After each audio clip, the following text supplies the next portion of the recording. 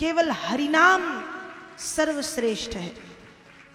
तो भगवान कृष्ण के ऊपर भी जब जरा ने आक्रमण किया, 17 बार, ध्यान से सुनो, 17 बार कृष्ण जरासंध से जीते हैं, लेकिन 18वीं बार कृष्ण को भी प्रवर्षण पर भागना पड़ा है, मतलब भक्ति ज्ञान की गंगा में गोता लगाना। और फिर जब वहां से भगवान लौटे हैं तो महाराज युधिष्ठिर का मन हुआ है राजसूय यज्ञ करने का। और जैसे ही मन हुआ तो उस राजसूय यज्ञ में की बात सुनते ही सब लोगों ने अपने अपने सेवा कार्य स्वीकार किए हैं। गुरु शुश्रूषणे जिष्णु कृष्णा पादावने जने परिवेषणे द्रुपद जा करणे दाने महामना।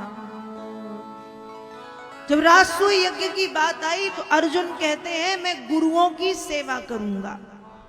अर्जुन ने कहा मैं गुरुओं की सेवा करूंगा। नकुल सहदेव बोले हम अतिथि सत्कार करेंगे। कर्ण ने कहा मैं दान देने का कार्य करूंगा। दुर्योधन बोला मैं कोषाध्यक्ष का कार्य संभालूंगा। भीम ने कहा मैं भोजनालय की देखरेख करूंगा। द्रौपदी बोली मैं भोजन परोसने का कार्य करूंगी। इसी बीच भगवान कृष्ण कहते हैं कि मुझे भी कोई सेवा कार्य दो, मैं भी तो कोई सेवा करूं। युधिष्ठिर कहते हैं कृष्ण आप तो स्वयं यज्ञ पुरुष नारायण हैं, यज्ञ की सारी क्रियाएं आपसे प्रारंभ होकर अंततः आप में ही समाहित हो जाती हैं, हम आपको सेवा कार्य कैसे दें। भगवान बोले आप दो या ना दो, मैंने मेरा सेवा कार्य खुद ले लिया है, तो कृष्ण आप क्या करने वाले हैं। भगवान कहते हैं कृष्णा पादावने जने, जो लोग यज्ञ में आएंगे उनके पैर धोने का कार्य मैं करूंगा। इतनी सरलता, जिनके पैर दुनिया पखारती है वो कृष्ण कह रहे हैं कि मैं पैर धोने का कार्य करूंगा।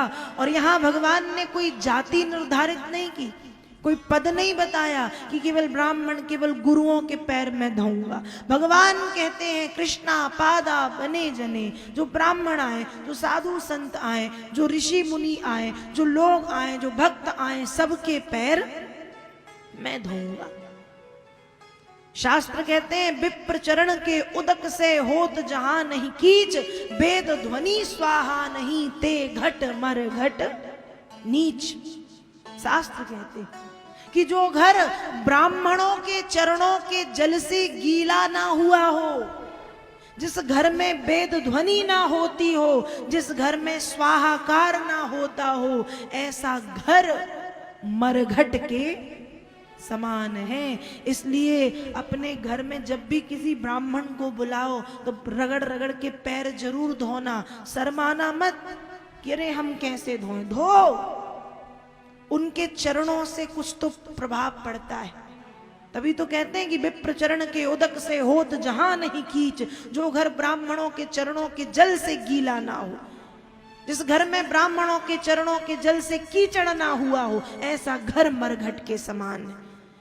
बेध्वनि ना हो, स्वाहाकार ना हो। ध्यान रखो अपने घर में मंत्र बोला करे।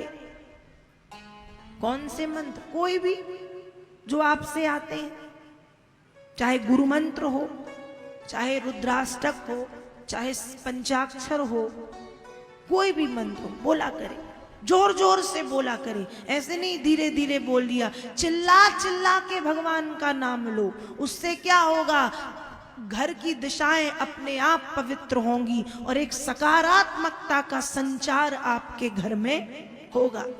चिल्ला चिल्ला के हनुमान चालीसा गाओ तो मन ही मन में नहीं कि मन में मच्छर जैसे भिन भिन भिन भिन भिन भिन कर लिया फुर्सत ना, चिल्ला चिल्ला के गाओ, कुछ नहीं होगा, गला नहीं फटेगा। भगवान ने इतना ज्यादा दिया है वो फटने वाला नहीं, इसलिए जोर जोर से गाया करे, प्रभाव पड़ता है।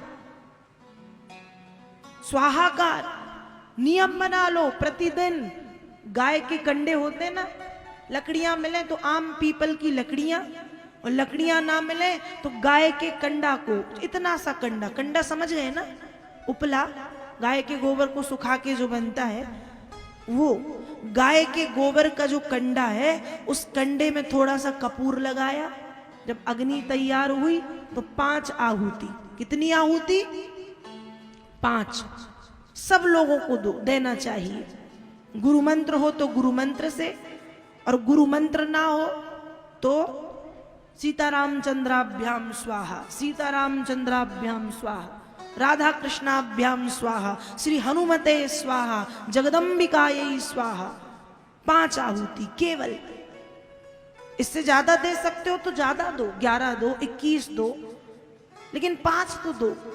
सबको करना चाहिए। जितने भी गृहस्थ लोग यहाँ बैठे हैं उन सब के लिए बहुत ज्यादा आप कर सकते हो तो अच्छी बात है, पर ज्यादा नहीं कर सकते तो इतना सा कंडा कपूर में सिलगा लो। कपूर ना हो तो गैस पे रख दो। अपने आप जब वो अग्नि तैयार होगी तो आहुति दो। अब आहुति किसकी?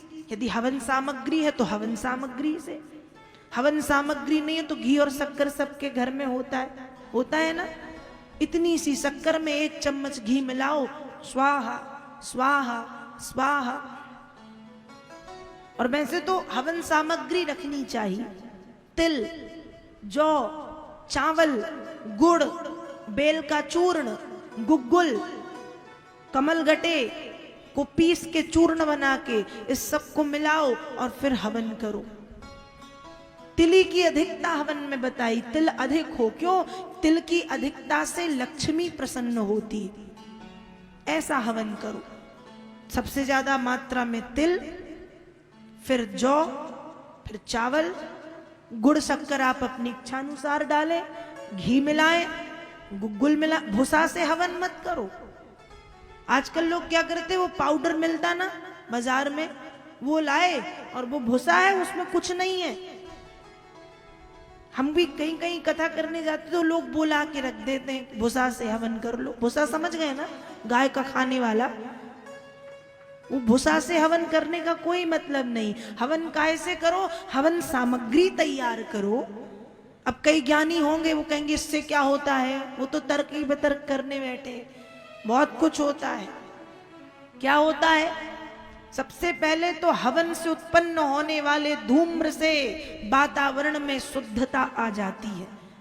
दूसरा फल, नकारात्मक ऊर्जा घर से निकलती है। तीसरा फल, जब हवन किया जाता है तो जिस हवन सामग्री से हवन किया जाता है उससे एक रस बनता है। वो रस देवताओं को प्रिय है, और जब देवताओं की प्रिय वस्तु उन्हें मिलती है तो वे प्रसन्न होते हैं। पूर्वजों की कृपा बनी रहती है। इसलिए प्रत्येक माताओं को, भाइयों को 5 मिनट 10 मिनट का समय लगेगा, पर हवन अपने घर में नित्य करना चाहिए। तिल, जौ, चावल, घी, शक्कर, गुड़, बेल का चूर्ण, कमलगटे का चूर्ण बना के रख लो। और ये उपलब्ध ना हो तो घी और शक्कर शुद्ध, भूसा से बचो। किससे करना है? घी और शक्कर। अब मुझे पता नहीं उस पैकेट में क्या होता है, वो निकलता तो पाउडर ही है, उसमें तो कुछ दिखता नहीं कि तिल दिखे कि जौ दिखे। तो घर पे बनाओ शुद्ध। तिल लाओ, पहले उसको धो, पहले तो बीना बानी करो, छानबीन करो, फिर उसको धो, फिर धूप में सूखने डालो, फिर सूख जाए। ऐसे ही चावल धो, सूखने डालो, जौ को धो, सूखने डालो, सब बढ़िया साफ करके फिर जो हवन तैयार हो, फिर स्वाहाकार आहुतियां दो। 5 आहुति। आप तो इतने बड़े डिब्बे में भर के रख लोगे तो 1 साल चलना है। 5 आहुति तो देनी।